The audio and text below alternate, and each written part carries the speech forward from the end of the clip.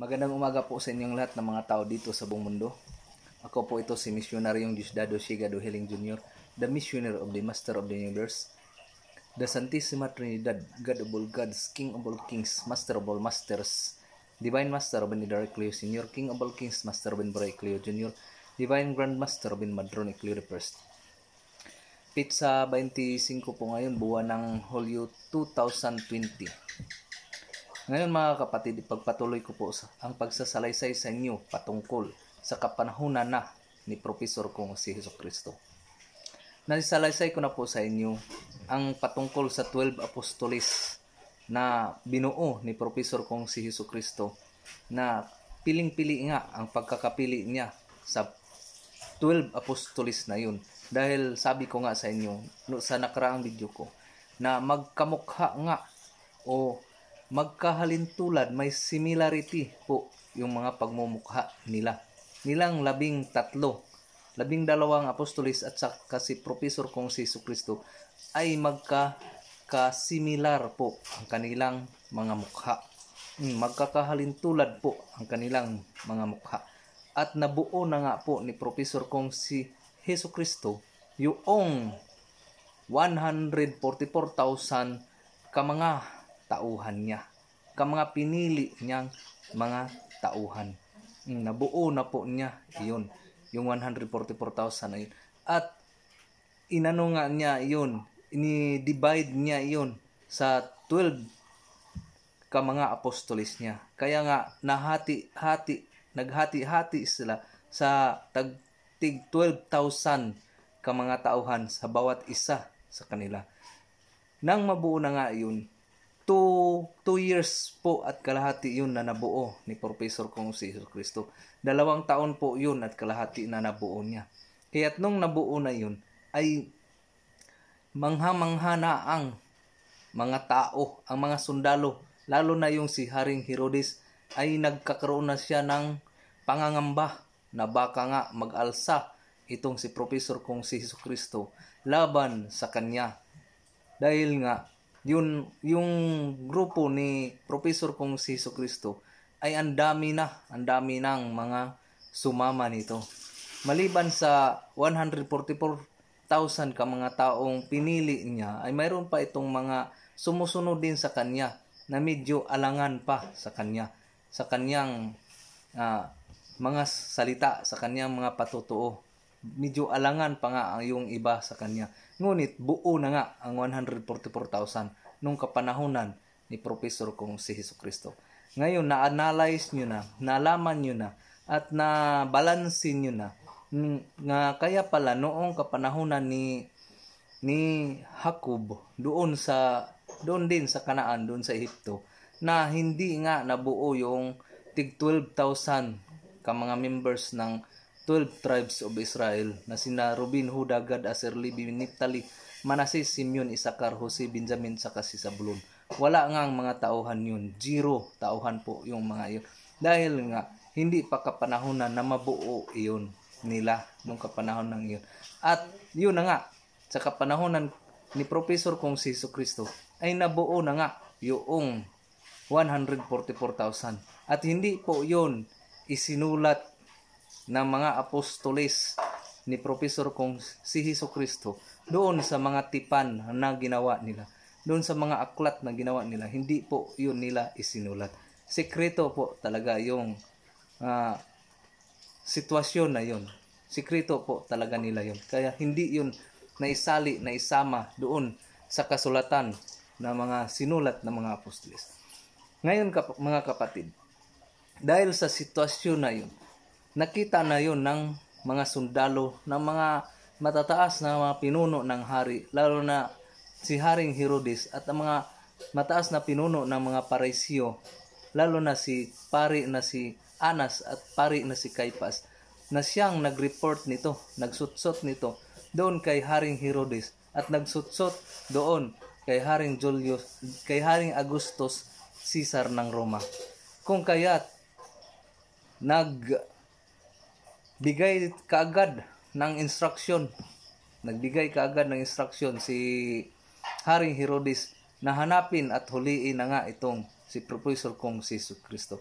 Ngunit kahit saang mga pagpulong-pulong, kahit saang mga pag-iipon-tipon ng mga tauhan ni Professor Kong si Jesucristo at sa kanyang mga tagasunod, ay hindi nga nila ito mahuli-huli. Hindi nga nila ito mahuli-huli. Hindi nila ito mahuli-huli dahil nga yung 12 apostolis at pang 13 si Professor Kong si Jesucristo ay magkamukha nga. Yun po ang dahilan kung bakit hindi talaga nila mahuli-huli.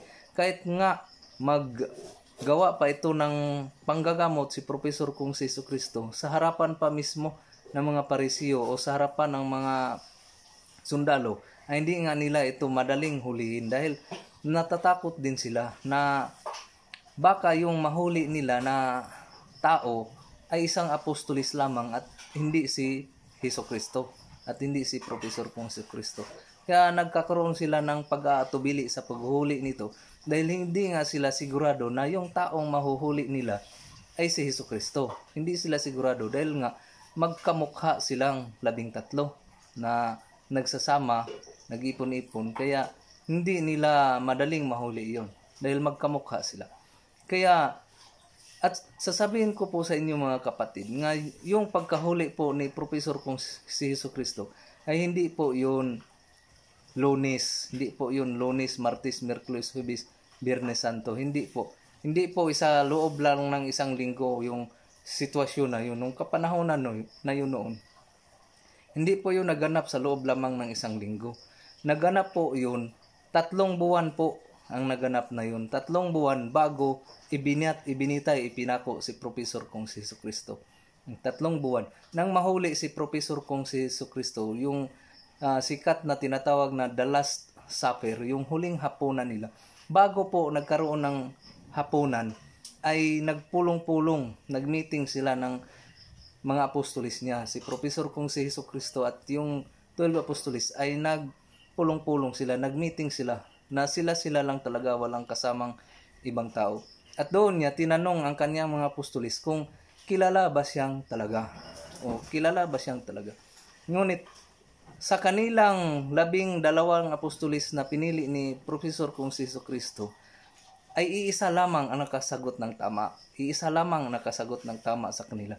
Yung 11 apostolis, si St. Peter, St. Andrew, St. James I, St. John, St. Philip, St. Bartolomeo, St. Mateo, St. Thomas, St. James II, St. Tadeo, St. Simon at saka si St. Simon, ay hindi yun nakasagot ng tama doon sa kanyang tanong. Dahil ang tanong niya ay kung kilala ba talaga nila si Professor Kong si Jesucristo. Ang sagot ng 11 apostolis ay mali po ang kanilang sagot. At hindi kontento si Professor Kong si Jesucristo sa kanilang kasagutan. Dahil sinabi ng 11 na siya ay Diyos. Sinabi nila yon na siya ay Diyos. Kaya noong sinabi nila, sinagot ni Professor Kong si Jesucristo na mali kayo, hindi kayo ang tama. Ngunit isang tao, isang apostolis ang nakasagot ng tama sa kanya. At yun ay si Judas. Si Judas po, sa 12 na apostolis ni Professor Kong si Jesucristo, si Judas lamang ang nakasagot ng tama sa tanong niya na kung kilala ba niya si Professor Kong si Jesucristo. Dahil ang sagot ni Judas ay sinabi niya na ikaw ay hindi Diyos. Sinabi talaga ni Judas kay Professor Kong si Jesucristo na ikaw ay hindi Diyos. Ngunit ikaw ang pinakapanganay na anak ng Diyos na pinadala dito sa amin upang magturo, upang siyang daan, upang maliligtas kami na naniniwala sa iyo. Sabi yun ni Judas na kilalang kilala kita, Maestro Jesucristo, na ikaw ay hindi Diyos at ikaw ay isang panganay na anak ng Diyos na pinadala dito upang magiging daan kung paano kami maligtas. Sa pagkasabi yun ni Judas, ay sinabi nga ni Professor Kong si Jesucristo nga, tama ka nga Judas, sa inyong 12 na mga apostolis ko ay ikaw lamang ang nakasagot ng tama. Kaya yung 11 apostolis ay pinalabas niya doon sa kwarto na kanilang pinag-uusapan, na kanilang pinagmimitingan. Pinalabas niya yung 11 apostolis at sinabi niya kay Judas na ngayong gabing Judas, ngayong gabi, pagkatapos nating kumain ngayong gabi, ay umalis ka. Umalis ka, puntahan mo doon sa Jerusalem, puntahan mo doon ang Pangulong Pari, puntahan mo doon ang Pangulong Pari na si Anas at si Caiphas, at sabihin mo sa kanila kung ano ba talaga ang pakay nila sa iyo dahil ibibigay mo. O, yun po ang sabi ni Professor kong si Jesucristo doon kay Judas. Napuntahan, na sabi niya, Judas, puntahan mo ang Pangulong Pari doon sa templo at sabihin mo na kung ano ba ang kailangan nila sa iyo ay ibibigay mo. At sabihin mo rin sa kanila na ibibigay niyo rin sa akin kung ano man ang kakailanganin ko. Inutosan po talaga si Judas ni Professor kong si Jesucristo na pumunta doon sa templo sa Jerusalem. Kaya kinagabihan, nawala yun si Judas. Habang sila ay pumunta doon sa bundok ng Sinai, kasama ang 11 apostolis, nawala si Judas dahil si Judas nga ay pumunta doon sa templo sa Jerusalem. At pagpunta niya doon, ay doon nga sinabi ni Judas doon sa mga Pangulong Pari kung ano ba talaga ang pakay nila sa kay Professor kong si Jesucristo dahil ibibigay ni Judas. At kailangang ibigay rin nila kay Judas kung ano man ang kanyang kailangan. Kaya sinabi ng dalawang Pangulong Pari na si Anas at saka si Caiphas na ito ang ibigay namin sa iyo. Itong 30 piraso ng pilak ang ibigay namin sa iyo. At ibigay mo rin sa amin ang aming kailangan. Kaya tinanong ni Judas yung dalawang Pangulong Pari, sabi ni Judas, ano ba ang kailangan ninyo? Kaya sinabi ng mga Pangulong Pari na ang kailangan namin ay ang guro mo, ay ang maestro mo na si Jesucristo. Dahil hindi namin siya mahuli-huli dahil magkahalintulad nga ang iyong mga mukha. At ang kailangan namin ay ipakilala mo siya sa amin kung sino ba siya talaga. Kaya sinabi ni Judas sa kanila na makikilala mo sila sa pamagitan ng aking halik.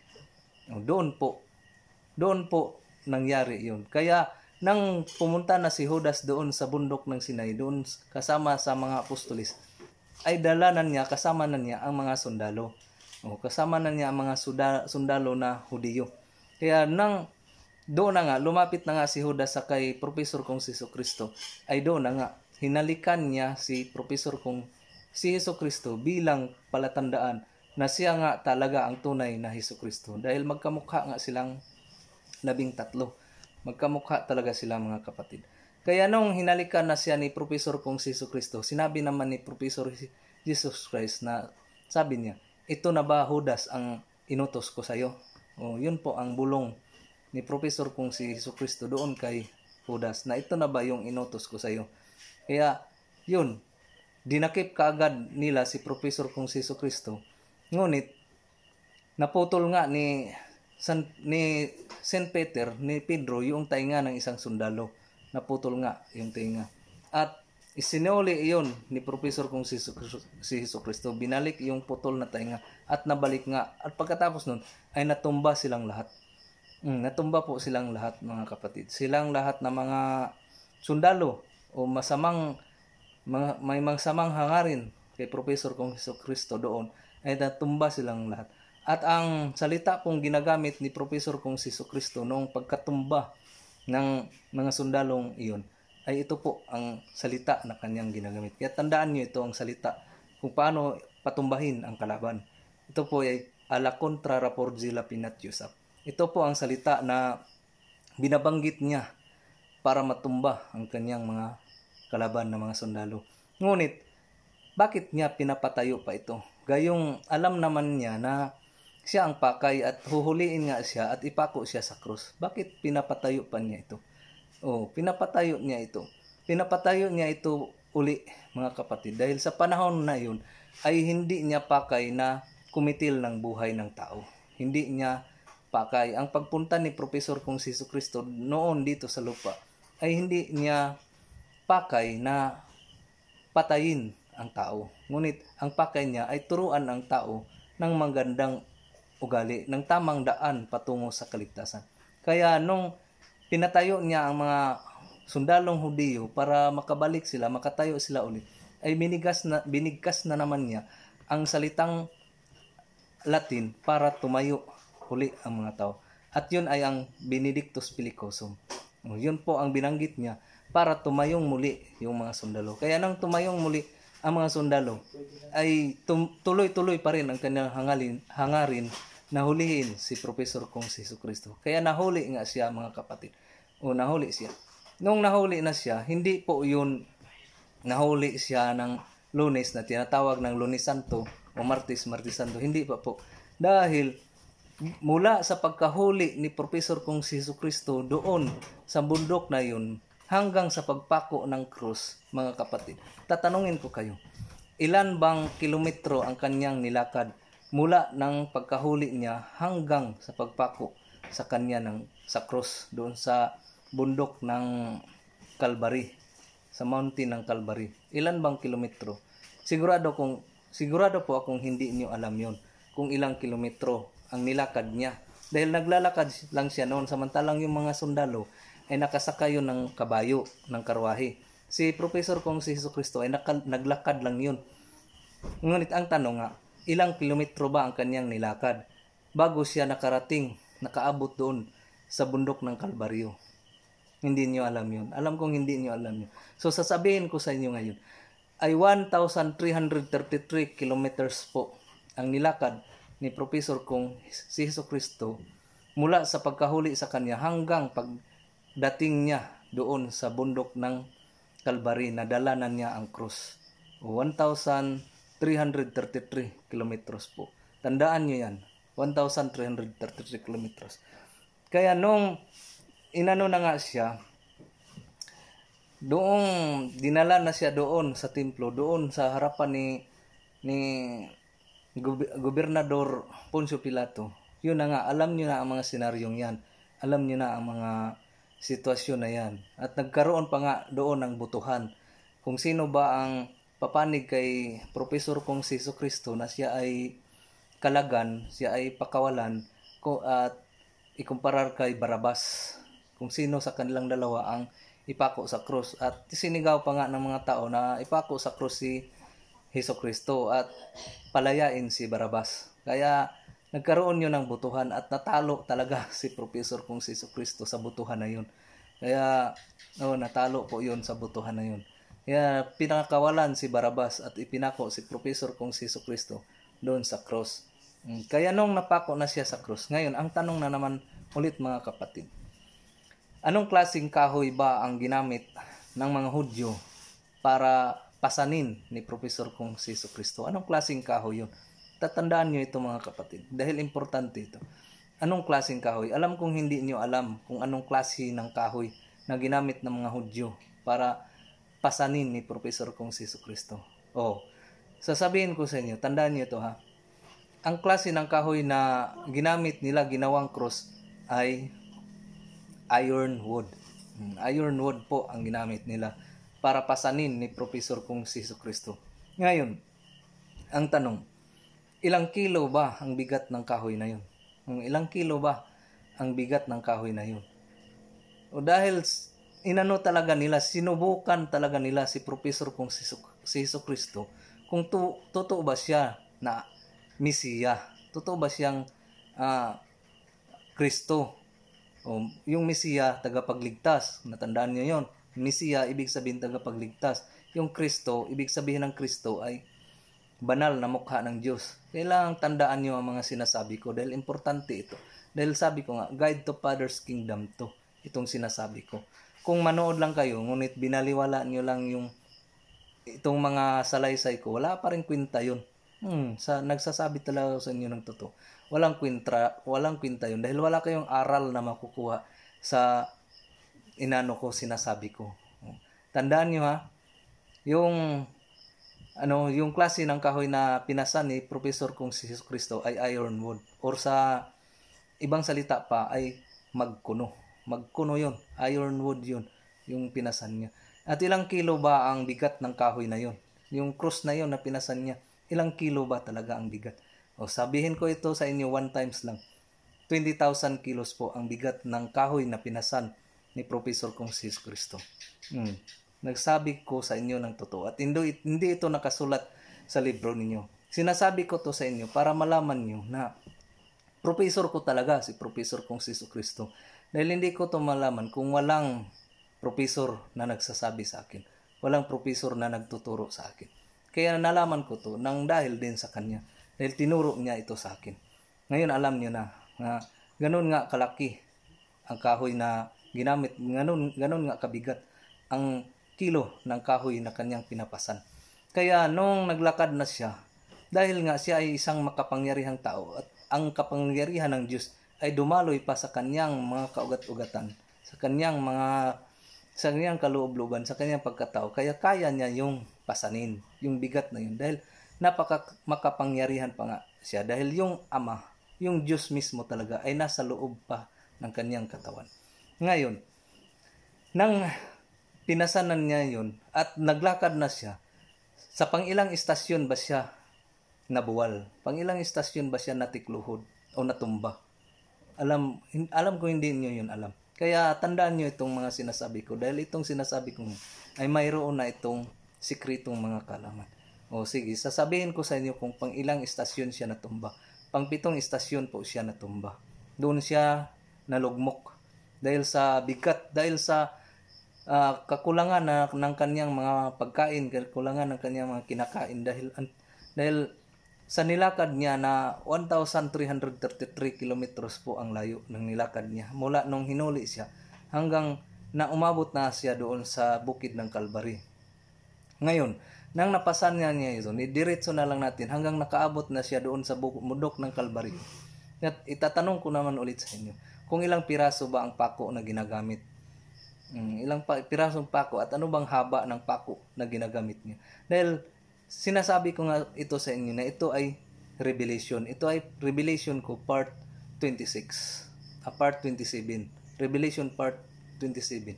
Hindi po ito magiging revelasyon kung wala akong sasabihin sa inyong sikreto. Na wala akong sasabihin sa inyong hindi niyo pa alam.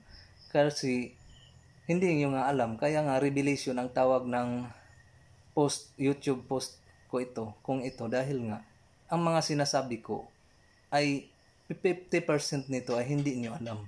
50% sa mga sinasabi ko ay hindi niyo alam. Kaya yun, nung nakarating na nga siya doon sa bundok ng Kalbari, ang pako na ginagamit ay 4 na piraso yun. 4 na piraso yung pako na ginamit. Dahil isang pako sa kanang kamay, kaliwang kamay, 2. Isang pako sa paa, isang pako sa isang paa, 4.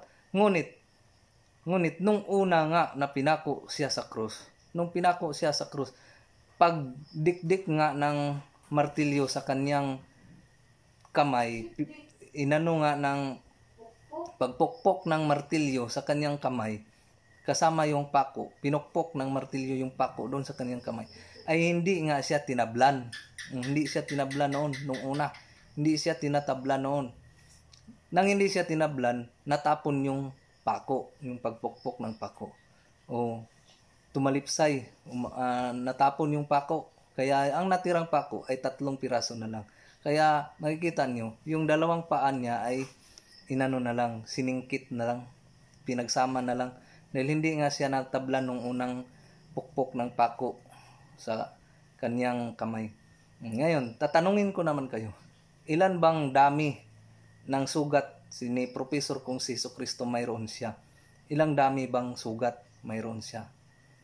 Hindi niyo alam kung ilang dami ng sugat. So sasabihin ko sa inyo, ang dami ng sugat ng mayroon siya ay 5,455 pirasong sugat na mayroon siya sa kanyang katawan.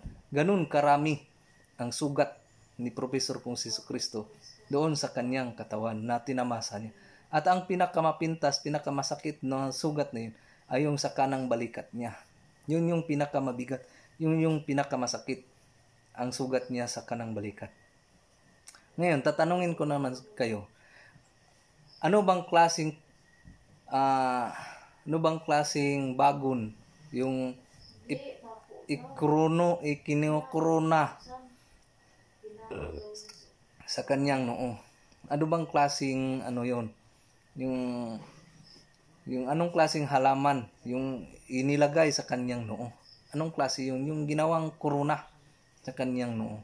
Alam kong hindi niyo yun alam. Dahil nga itong YouTube channel ko ay revelation. Kaya sinasabi ko na ito sa inyo, itong mga revelasyon na ito na hindi niyo alam. Anong klaseng halaman yun? Yung ginawang corona, ginawang crown sa kanyang noo na may tinik. Anong klaseng halaman yun? Alam kong hindi niyo yun alam. Kaya sasabihin ko sa inyo, ang klaseng halaman na yun ay igira. Yung klaseng halaman na yun. Igira po ang tawag ng halaman na yun. Na may mga tinik na ipinatong, ginawang korona sa kanyang ulo. Yun po mga kapatid. Ngayon, tatanungin ko naman kayo, nilagyan po siya ng salita na inri. Doon sa noo. So doon sa ibabaw ng ulo niya. Nang naitaas na siya, nilagyan po siya ng pangalang inri na ibig sabihin niya ay hari ng mga Hudyo. Ibig sabihin nila, ano pong kahulugan ng inri? I-N-R-I. Yun. I-N-R-I. Inri. Alam niyo ba yun kung anong kahulugan yun? So, ito ay pabor ko na to sa inyo. Pasasalamat ko to na nag-view kayo, nanood kayo sa YouTube channel ko, nag-subscribe kayo sa YouTube channel ko. Kaya, ibigay ko sa inyo ang kahulugan yan. Yung kahulugan ng inri po mga kapatid, ay internum nasaritnum resurrection in Rome. Yun po ang kahulugan ng inri. Internum nasaritnum resurrection in Rome. Yun po ang kahulugan ng inri. Bonus ko na po ito sa inyo kahit malayo pa ang Pasko. Nagbibigay na ako sa inyo ng bonus. Yung kahulugan lang ng inri, napakasimple lang yan. Pero alam ko maraming naniniwala kay Professor kong si Jesucristo na hindi nga alam kung anong kahulugan ng inri. Marami talagang naniniwala. Pero ang ibang kahulugan ng inri mga kapatid, para maintindihan nyo, ang ibang kahulugan ng inri ay internum nasaritnum Rubinian International. Yun po ang ibang kahulugan ng inri. Internum nasaritnum Rubinian International. Yun po ang ibang kahulugan ng inri na inilagay ng mga sundalo doon sa ulo ni Professor kong si Jesucristo. Ngayon, bonus ko to sa inyo, itong YouTube channel.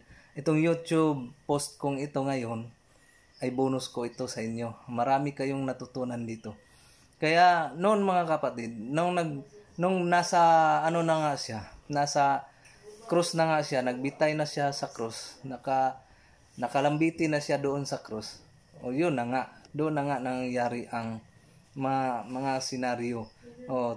Anong oras ba yun? Nakapako siya doon. Anong oras ba yun?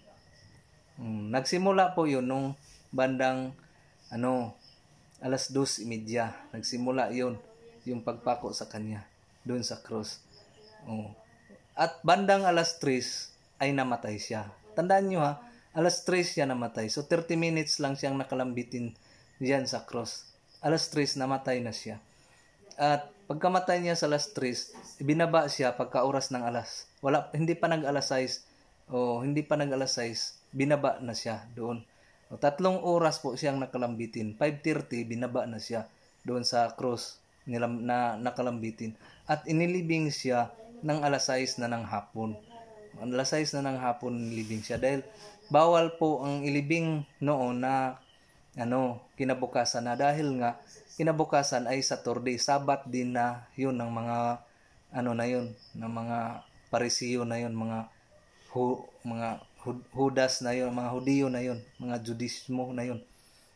Yun ang nila. Pagka kinabukasan kasi, Sabado na, panahon na nila ng pagsimba. Dahil mga mabait man yung mga yun. Mga mabait. Kayo na lang mag-intindi. Ngayon, mga kapatid, itatanong ko muli sa inyo. Ito isang bonus ko naman sa inyo. Ilan ba silang pirasong tao na sabay-sabay na ipinako sa krus nung kapanahonan na yun? Dahil ang popular talaga ay 3 lang, di ba? 3 lang talaga ang popular na nalalaman ninyo.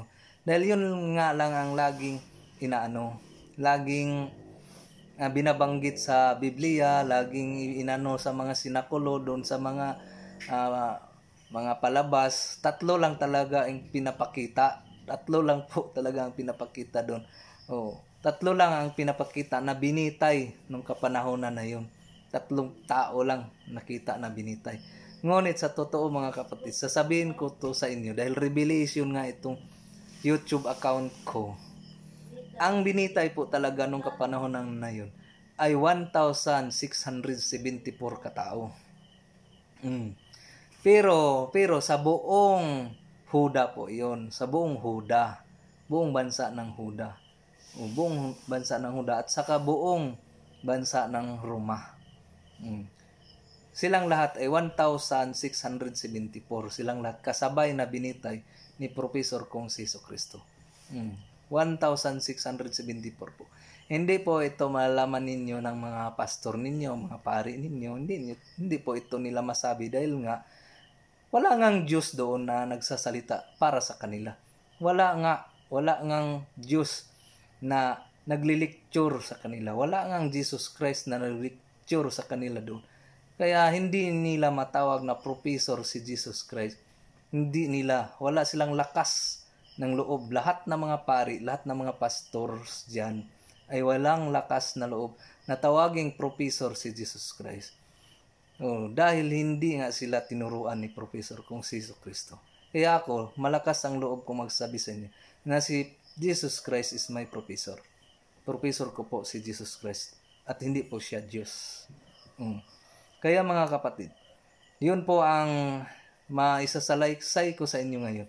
At least sana naman mayroon kayong konting natutunan sa post kong ito. Mayroon akong maraming bonus sa post kong ito. Marami pa tayong pag-uusapan sa susunod na YouTube video ko. Marami pa tayong pag-uusapan. Kaya maraming salamat po sa inyong papanood sa aking Diyos, Divine Master Ruben Directly, Senior King of all Kings, Master Ruben Directly Jr., Divine Grandmaster Ruben Madron Icli I, sa lahat ng mga makita at hindi makita, sa inyong lahat ng mga kapatid ko, mga subscribers, mga nag-views ng YouTube channel ko, maraming salamat po sa inyo. Maniwala man kayo sa mga sinasabi kong ito or hindi, wala pa akong pakialam dyan. Wala pong anuman yan. Kung maniwala man kayo or hindi. At least, maipalabas ko lang talaga itong buong katotohanan. Kaya nga tinatawag ko itong revelation. Dahil maipalabas ang buong katotohanan. Nga ito nga talaga ang buong katotohanan. At kaya ko po itong paninindigan. O kahit harap-harapan pa tayong magdebate, wala ang problema sa inyo. Hindi ko kayo aatrasan. Kahit harap-harapan pa tayong magdebate. Yun po talagang ko. Kaya maraming salamat ulit po sa inyo. Maraming salamat.